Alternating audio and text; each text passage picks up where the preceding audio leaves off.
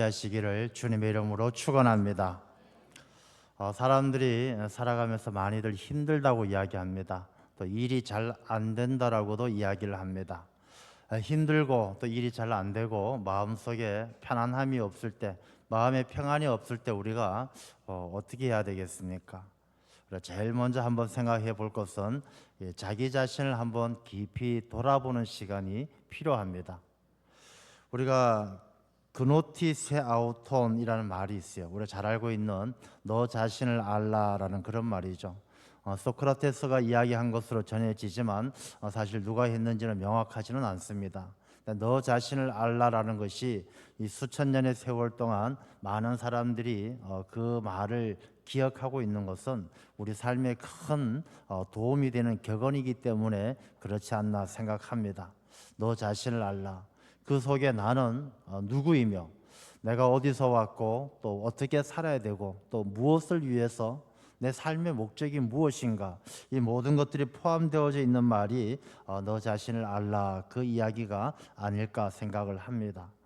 오늘 우리가 이 말씀을 함께 나누면서 나에 대해서 한번 깊이 생각해 보고 내 자신이 어떤 존재인지 깨달아 알고 내가 앞으로 살아가는 삶이 하나님 앞에 바로 세워지는 그런 은혜의 시간 되시기를 간절히 소망합니다. 사람들은 대체로 자기 자신을 굉장히 소중하게 생각해요.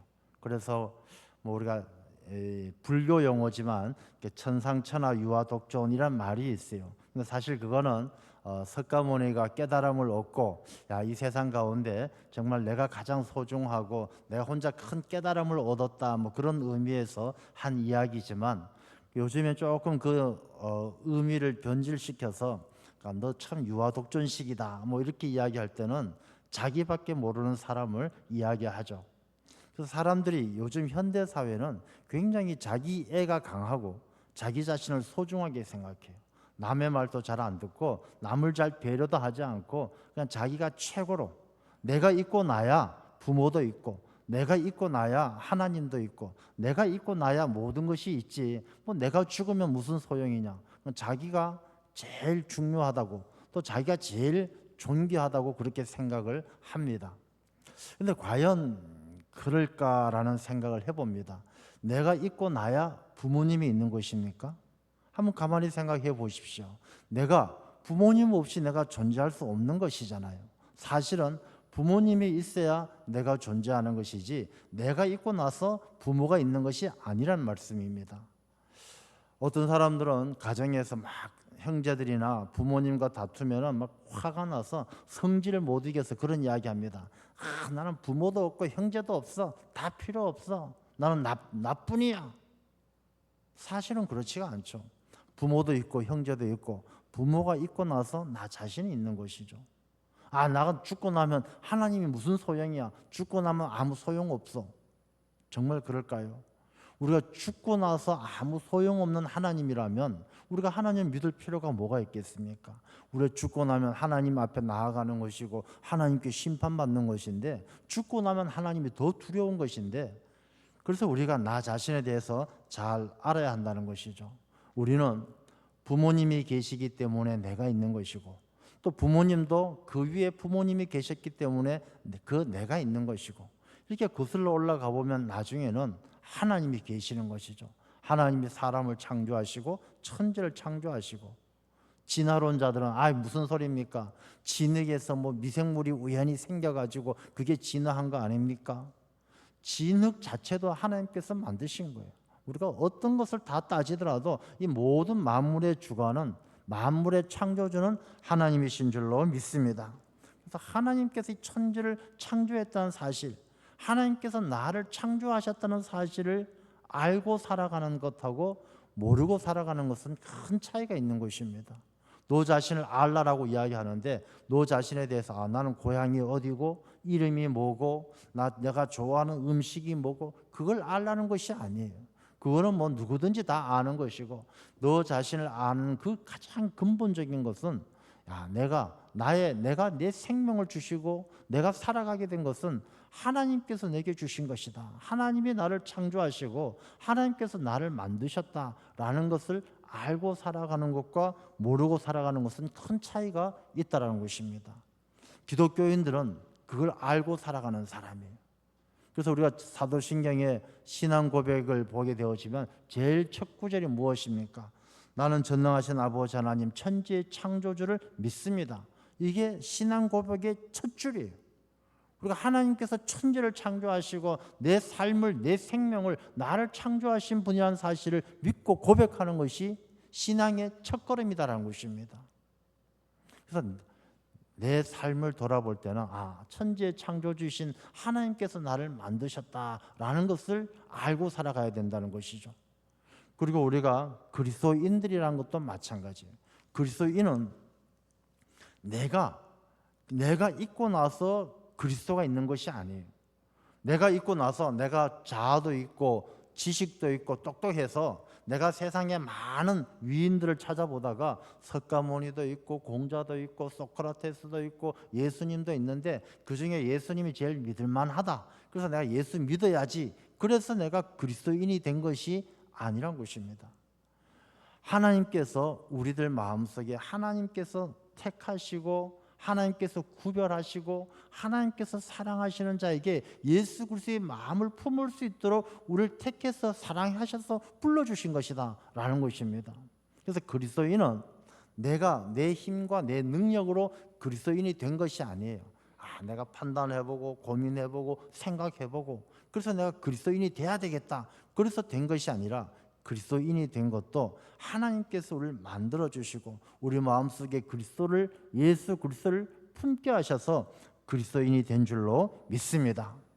그래서 우리가 이 사실을 아는 것이 중요해요. 너 자신을 알라라고 이야기하는데 내가 뭘 좋아하고 성격이 어떻다 MBTI가 뭐다 그걸 아는 것이 아니라 하나님이 나를 창조하셨고 내가 기독교인이 된 것은 내 힘과 내 의지 내 생각이 아니라 하나님께서 나를 예수 그리스도의 마음을 품어서 그리스도인 되게 해주셨다는 사실을 우리가 잘 알아야 한다는 것입니다.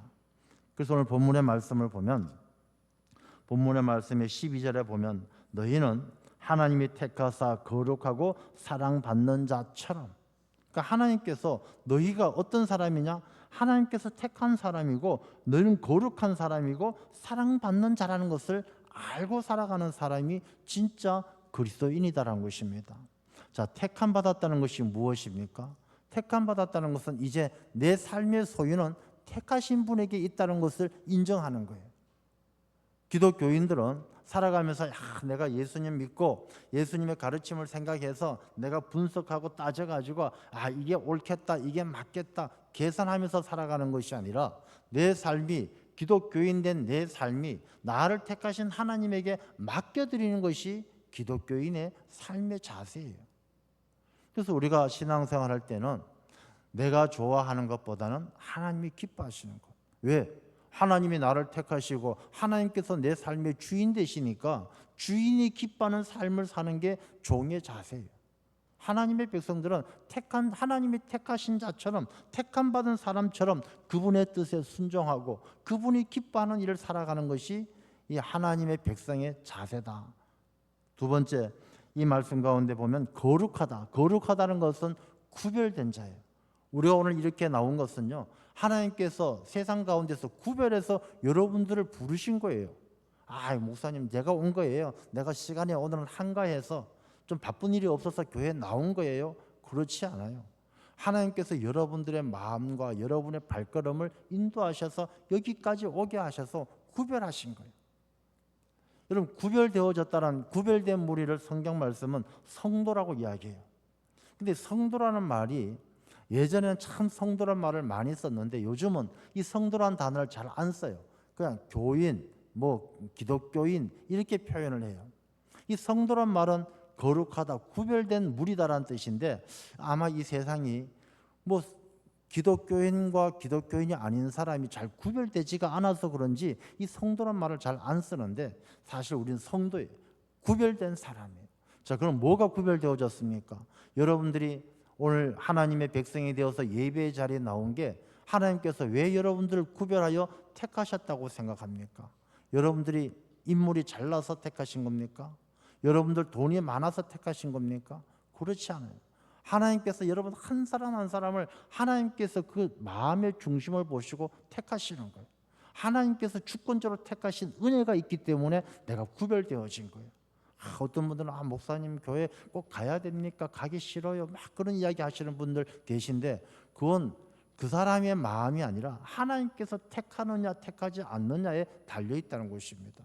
우리가 오늘 이 예배의 자리에 나온 것은 하나님께서 우리를 구별하여 불러주셨으니 하나님의 큰 은혜인 줄로 믿으셔야 될 줄로 믿습니다. 이 자리에 나온 것만 해도 하나님은 여러분 한 사람 한 사람을 관심과 사랑을 가지고 지켜본다라는 거예요. 얼마나 가슴 떨리는 얼마나 귀한 일입니까? 그러므로 우리 성도들은 구별된 자들처럼 목적도 달라져야 되고 살아가는 방법도 달라져야 돼요. 오늘 본문의 말씀은 이 성도들이 어떻게 살아야 되는가를 말씀하고 계시는 것이기 때문에 잠시 후에 말씀드리겠지만 이 거룩한 백성들, 구별된 자들은 내가 교회 나오는 사람은 주일에 교회만 가면 된다가 아니라 일상의 삶에 있어서 삶의 자리에 있어서 목적도 달라져야 되고 살아가는 방법도 달라져야 한다는 것입니다. 그 다음에 사랑받는 자라고 이야기합니다. 여러분 사랑받는 자처럼 해서 중요한 게 뭐냐면 사랑받는이라는 현재형이에요. 사랑이란 것은 현재가 중요해요. 과거에 너무너무 사랑받았다. 너 앞으로 사랑을 받을 것이다. 별 의미가 없어요. 자, 부부가 있습니다. 부부가 서로 한 20년, 30년 살았어요. 그럼 맨날 이제 30년 살다 보니까 권태기도 하고 막 다투고 싸워요. 앉아가지고 이야기합니다. 여보, 참 우리가 신혼 때 좋았지. 그때 우리 애들이 조금 할 때 참 귀여웠고 그때가 좋았던 것 같아. 이렇게 이야기하는 것은 무슨 의미입니까? 지금은 재미없다라는 거예요. 지금은 당신 별로 사랑도 안 하고 신혼여행 때 비하면 지금은 뭐 사는 게 아니야. 뭐 당신하고 사는 게 별 재미없어. 그 이야기잖아요.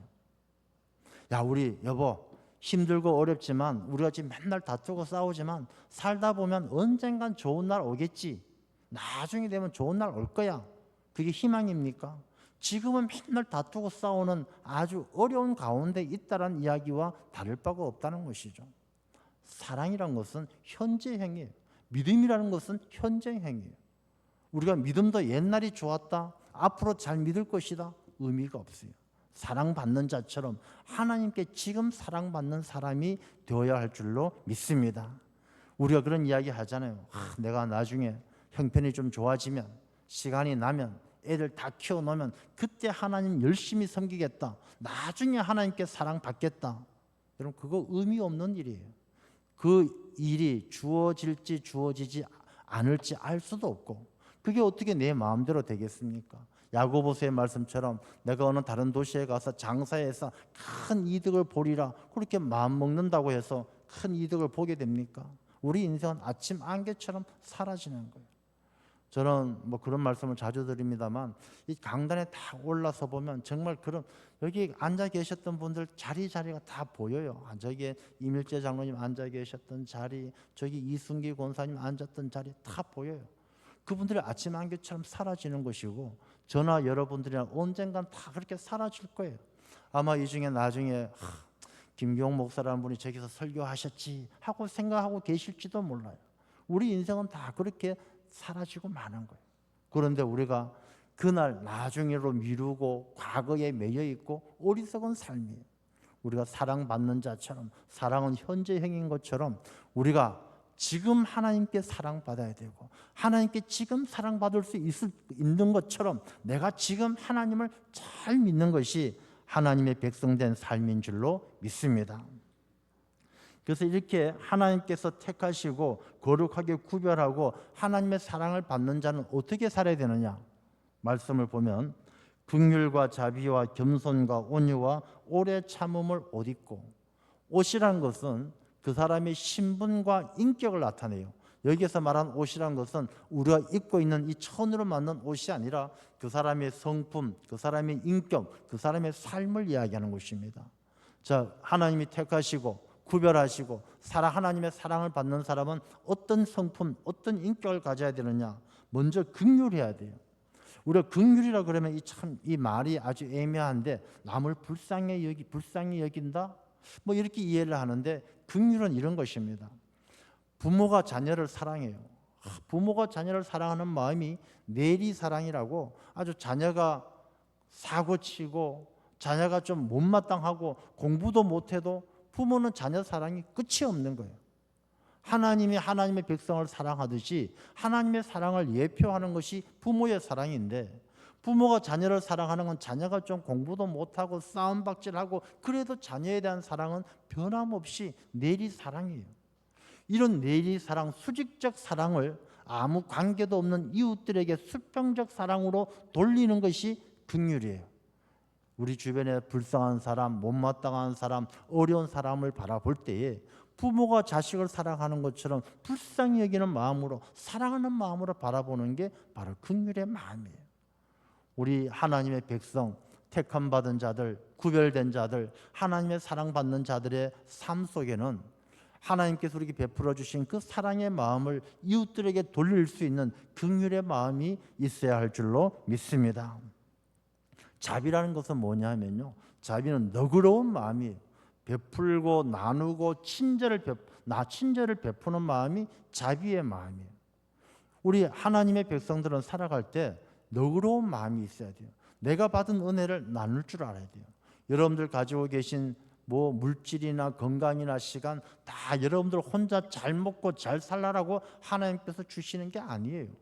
하나님께서 내게 지식을 주셨다, 지식이 없어서 힘들어하는 사람들에게 나눠주기를 원하는 하나님의 마음을 깨달아 알고 나누는 마음이 자비의 마음이에요.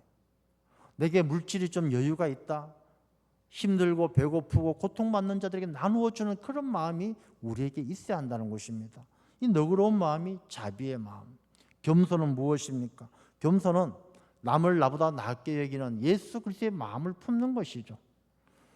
여러분들, 남을 나보다 낫게 여기는 마음만 가지고 살아가면요, 그 사람의 삶은 행복해요. 근데 자기가 남들보다 다 자기가 제일 나아요. 다 자기가 제일 똑똑하고 자기 생각이 옳고 그렇게 사니까 사람들의 삶이 팍팍해지는 거예요. 겸손한 사람을 찾아보기가 힘들어요. 남을 나보다 낫게 여기는 마음. 온유가 무엇입니까? 온유하다는 것은 자기 생각과 자기 주장을 고집하지 않는 거예요. 저는 참 안타까운 일 중에 하나가, 교회 안에서 많은 행사들을 또 하고 많은 일들을 해요. 일들을 하는데 이 교회에서 일하는 교회의 일은 하나님의 일이고, 하나님의 일은 하나님의 방법, 하나님께 영광이 되도록 하는 것이 목적이에요. 우리가 예배를 드리고 뭐 교회에서 뭐 체육대회를 한다. 체육대회는 우리가 이기려고 하는 게 아니에요. 체육대회를 통해서 모든 사람들이, 성도들이 서로 한 마음이 되어서 교회 덕을 세워가고 하나님의 영광을 드러내고 그러기 위해서 체육대회 하는 것이지, 이기려고 막 그냥 멱살 잡고 막 싸우고. 체육대회 하면, 우리 교회는 그런 것을 제가 본 적이 없는데 옛날엔 체육대회 하면요, 안 싸우는 데가 없어요. 제가 전도사 때 이제 부목사 안수 받을 때쯤 저 남양주에 있는 교회에서 이게 시무할 때인데요. 그때 장로님 한 분이 계셨어요. 장로님이 청소년 국가대표 축구 선수였어요. 축구를 잘하셔요. 그런데 교회 와서는 말씀을 한마디 안 하셔요. 그냥 입 꼭 다물고 그냥 목사님 시키면 예 알겠습니다 하고 뭐 말을 잘 안 해요. 근데 축구장에만 가면 사람이 헷가닥 도는 거예요. 막 공만 보면은 미쳐가지고 막 뛰다니다가 어쩌다 저하고 딱 부딪혔어요. 그러면 제가 그때 부목사 안수 막 받았을 때인데, 아유 목사님 죄송합니다, 이게 없어요. 이 젊은 새끼가 뭐 이래 나오는 거예요. 장로가. 아이 교회인지 사회인지 구분을 못하는 거예요. 그 젊은 새끼가. 그럼 제가 어떻게 합니까? 왜 이 늙은 새끼야? 이게 막 운동장에서는 막 앞뒤도 없고 물불을 가리지 않는 거예요. 교회에서 그러면 안 되는 것이죠. 교회에서는 체육대회를 하든 뭘 하든 간에 하나님의 일을 하는 사람들은 방법이 달라야 되는 것이죠. 하나님께서 기뻐하시는 방법을 해야 되는 것이죠. 교회 일을 회사 일처럼 하면 안 돼요. 교회 일은 하나님께서 기뻐하시는 방법이 따로 있는 거예요. 자, 우리가 뭐 하다가 좀 부족하다, 뭐가 모자란다, 그러면 이거 뭐 하나님의 영광을 가리는 일인지도 생각 안 하고 하지 맙시다가 아니라, 부족하면 내가 채워 넣어야 되죠. 모자라면 내가 채워 넣어야 되죠. 내가 충성을 다하고 헌신해서 하나님의 영광을 드러내는 목적을 달성해야 되죠. 내가 기분 상하고 자존심 상한다고 안 합니까? 교회 일은 내 자존심과 내 기분 상하는 거 다 내려놓고 하나님의 영광을 드러내기 위해서 해야 되는 것이죠. 그게 바로 온유한 사람이에요. 자기 생각, 자기 주장, 자기 방법을 내려놓고 하나님의 뜻, 하나님의 방법에 맞추어 사는 것이 온유한 사람이에요. 하나님께서 모세에게 이 사람은 온유한 사람이라 말한 이유가 무엇입니까? 모세가 성격이 온유한 게 아니에요. 모세는 온유하게 자기 생각, 자기 주장 다 내려놓고 하나님의 뜻에 순종하고 하나님의 방법대로 일했기 때문에 하나님께서 지팡이 들고 기도하라고 하면 아말렉과 싸울 때 그 리비딤에 올라가서 두 손 들고 기도하고 하나님의 방법에 순종했기 때문에 하나님은 모세를 온유한 사람이다, 그렇게 이야기를 한 것이죠.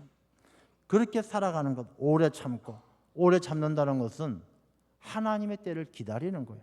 내가 때를 만드는 것이 아니라 하나님께서 일하시는 때를 기다리는 거예요. 어떤 분들은 그래요. 목사님 뭐 빨리 건축도 그렇고 뭐고 빨리빨리 해야 되지 않습니까? 저도 빨리빨리 하고 싶어요. 저도 이제 곧 60이 다 돼가는데 60 넘어서 교회 건축하고 이러면 나도 피곤하고 힘들어요. 건축해도 몇 년 있지도 못해요. 나도 힘들어요. 빨리 하고 싶어요. 그럼 하나님의 때를 기다려야지 어떻게 합니까? 하나님께서 일하실 분을 세워주시고 하나님께서 우리 마음속에 뜨거운 열정을 심어주시고 하나님께서 우리를 통해서 일하실 때를 기다릴 줄 아는 오래 참음이 필요한 거예요. 뭐 제가 여러분들보다 마음이 더 급하지 않겠습니까? 더 간절하지 않겠습니까? 그렇다고 자기 뜻대로 자기 마음대로 할 수 없는 게 하나님의 일이다라는 것입니다. 13절 말씀에 보면 누가 누구에게 불만이 있거든 서로 용납하여 피차 용서하되 주께서 너희를 용서하신 것처럼 너희도 그리하고, 우리가 용서하는 삶을 살아야 한다는 것이죠. 택하신 자, 구별된 자, 사랑받는 자, 내가 하나님의 택함을 받았고 하나님께서 구별하여 하나님의 백성 삼으셨고 지금도 하나님께서 우리를 사랑해 주시는데 나는 마치 사랑받은 적 없는 것처럼, 구별되지 않은 것처럼, 택함받지 않는 것처럼 그렇게 내 하고 싶은 대로 미워하고 저주하고 그렇게 살아선 안 된다는 것입니다. 내가 용서받은 것처럼 용서하면서 살아야 된다는 것입니다. 여러분, 우리가 용서하면은요 내 마음에 천국이 찾아와요. 불평하고 원망하고 저주하면 내 마음에 지옥이 찾아와요. 우리가 용서할 때에 하나님께서 내 마음에 평안을 주실 줄로 믿습니다. 자, 그러면서 이제 그리스도인들은 15절 말씀에 보면 그리스도의 평강이 너희 마음을 주장해야 돼요. 여러분, 사람에게 있어서 마음이라는 게 얼마나 소중합니까? 마음에서 생각이 나고 마음에 따라서 모든 삶이 이루어져요. 그래서 잠언서 4장 23절에는 이렇게 기록을 합니다. 같이 읽어보겠습니다. 모든 지킬 만한 것 중에 더욱 내 마음을 지키라. 생명의 근원이 이에서 남이니라. 마음을 잘 지켜야 돼요. 왜? 이 마음에는 항상 마귀가 틈타요. 마음은 마귀가 가장 노리는 것이 사람의 마음이에요. 그래서 성경 말씀에도 두 마음을 품지 마라 뭐 이런 말씀 나오잖아요. 마음이 쪼개지면 거기에 어김없이 마귀가 역사하는 거예요. 가룟 유다가 처음부터 예수님 팔아 넘기려고 예수님 따라다닌 거 아니에요. 요한복음 13장 2절의 말씀입니다. 요한복음 13장 2절 읽어보겠습니다. 마귀가 벌써 시몬의 아들 가룟 유다의 마음에 예수를 팔려는 생각을 넣었더라. 마음속에 마귀가 예수님을 팔도록 그 마음속에 생각을 집어넣는 거예요. 그 마음속에 이제 예수 팔아야 되겠다, 예수 팔아서 내가 예수님하고 등져야 되겠다, 이 나쁜 생각을 집어넣는 거예요. 이 마귀가 그런 생각을 집어넣지 못하도록 우리가 마음을 잘 지켜야 한다는 것입니다. 그런데 이 마음을 잘 지키려면 어떻게 지켜야 되겠습니까? 마음을 잘 지키려면 예수 그리스도의 마음을 가지면 돼요. 예수 그리스도의 마음을 가지면 마귀가 아무리 시험해도 예수님은 그 마귀 시험에 넘어가지 않았어요. 예수님의 마음을 우리가 가져야 되죠. 예수 그리스도의 평강이, 예수 그리스도의 마음을 내가 품어야 돼요. 그 예수 그리스도의 마음을 품는데 그 마음이 어떤 마음이냐? 많은 것이 있지만 오늘 본문의 말씀을 보면 15절 마지막에 보면 너희는 또한 감사하는 자가 되라. 16절에도 너희는 감사하는 마음으로 하나님을 찬양하고 17절 끝에도 감사하라. 예수님의 마음, 우리 마음을 지키는 가장 좋은 방법, 가장 큰 능력의 방법은요, 감사하는 자가 되어서 내 마음을 감사로 채우는 거예요. 예수님은 감사를 통해서 모든 역사를 일으키셨어요. 오병이어의 역사를 일으킬 때도 하나님 앞에 감사하는 마음으로, 나사로가 죽었을 때 예수님께서 가셔서 돌문을 치우시고 제일 먼저 한 게 하나님께 감사 기도 드린 거예요. 예수님께서 팔려가시던 그날 밤에 제자들이 자기를 부인하고 자기를 팔고 다 도망치는 그날 밤에도 예수님은 감사 기도를 드리셨어요. 예수님은 어떤 상황에서도 감사 기도를 드리신 분이 예수님이셔요. 그래서 예수님은 그 감사로 마귀가 마음을 틈타지 못하도록 지키신 거예요. 자, 여러분, 이 감사가 왜 이렇게 중요하냐면 간단해요. 감사라는 것은 믿음이고 감사하는 사람은 구원받기 때문이에요. 자, 누가복음 17장에 보면 이런 이야기가 나옵니다. 나병 걸린 사람이 10명이 있어요. 10명이 예수님 찾아와서 주여 고쳐주십시오. 예수님이 그들에게 이야기합니다. 제사장에게 가서 보여라. 10명이 막 제사장에게 가다가 병이 다 나았어요. 자, 10명 중에 돌아와서 예수님 앞에 엎드려 감사하는 사람이 몇 명이었습니까? 한 명이죠. 사마리아 사람 한 명이에요. 예수님께서 이야기하셔요. 나머지 9은 어디 갔느냐? 아마 9은 좋다고 쫓아다녔겠죠. 막 그냥 야, 내 병 다 나았다. 야, 뭐 친구야 만나서 술 한잔 하자. 막 다 쫓아다녔을 거예요. 근데 그 한 명, 사마리아 사람 그 한 명만이 예수님께 와서 엎드려서 감사할 때 예수님이 뭐라고 말씀하셨느냐 하면 내 믿음이 너를 구원하였다. 그렇게 말씀하셨어요. 여러분, 감사는 믿음의 사람이 할 수 있는 게 감사예요. 감사할 줄 모르는 사람은 믿음이 없는 사람이에요. 그럼 믿음이 있는 사람이 감사하면 이 감사하는 사람은 예수님께서 말씀하신 것처럼 믿음이 너를 구원하였다. 구원받는 거예요. 여러분, 우리가 신앙생활을 하면서도 은혜를 많이 받잖아요. 은혜 받았습니다. 말씀 듣고도 은혜 받았습니다. 찬양에도 은혜 받았습니다. 은혜를 많이 받았어요. 근데 은혜를 여러분들이 아마 평생 살아오면서 은혜 받은 것 따지면은 은혜 받았습니다 말한 것이 수만 번도 더 될 거예요.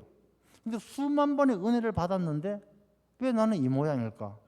그렇게 수만 번의 은혜를 받았습니다 이야기하고 고백했는데 왜 내 삶은 크게 달라지지 않을까? 은혜를 받았지만 감사하지 않았기 때문에. 나 환자 10명 중에 9명은 예수님의 은혜를 받았잖아요. 병 고쳐졌잖아요. 근데 예수님 찾아와서 감사하지 않았기 때문에 구원받는 삶을 살 수가 없는 거예요. 여러분, 우리가 많은 은혜를 받았어요. 여러분들 살아오시면서 생각지도 못했던 어려움을 도와주시는 하나님의 은혜, 여러분들 말씀을 듣고 깨닫는 은혜, 기도 가운데 받는 은혜, 구역장을 통해서 받는 은혜, 그런 은혜가 있었지만 은혜 받았습니다 하고 이야기했지만 그 은혜에 대한 깊은 감사가 없는 거예요. 금방 잊어버리는 거예요. 원수는 돌에 새기고 은혜는 강물에 새긴다. 그런 말이 있어요. 원수 진 것은 돌에 새겨서 죽어도 100년이 지나도 안 잊어버려요. 내 두고 보자. 꼭 복수하고야 말겠다. 근데 받은 은혜는 강물에 적어가지고 물결이 흘러가 버리면 다 잊어버려요. 잠깐 기억하는 것 같다가 금방 잊어버리는 거예요. 그래서 감사할 줄 아는 사람이 믿음 신앙의 고백이에요. 감사할 줄 아는 사람이 은혜의 고백이에요. 여러분, 사람도 그렇지 않습니까? 누군가가 내게 감사할 줄 아는 사람이 있으면은 목사님 지난번에 참 어려울 때 도와주셔서 너무 감사합니다. 목사님 그 은혜를 잊지 않겠습니다. 근데 목사님 이번에 또 비슷한 이런 어려운 일이 생겼는데 어떻게 하면 좋겠습니까? 그런 사람은 도와주고 싶죠. 근데 어떤 사람은 안면몰수하는 거예요. 어려울 때 목사님 어떻게 합니까? 도와주십시오 하다가 도와줘 놓으면 싹 잊어버리는 거예요. 그럼 나중에 와서 어려울 때 와서 얘기하면 도와줄 마음 생기겠습니까?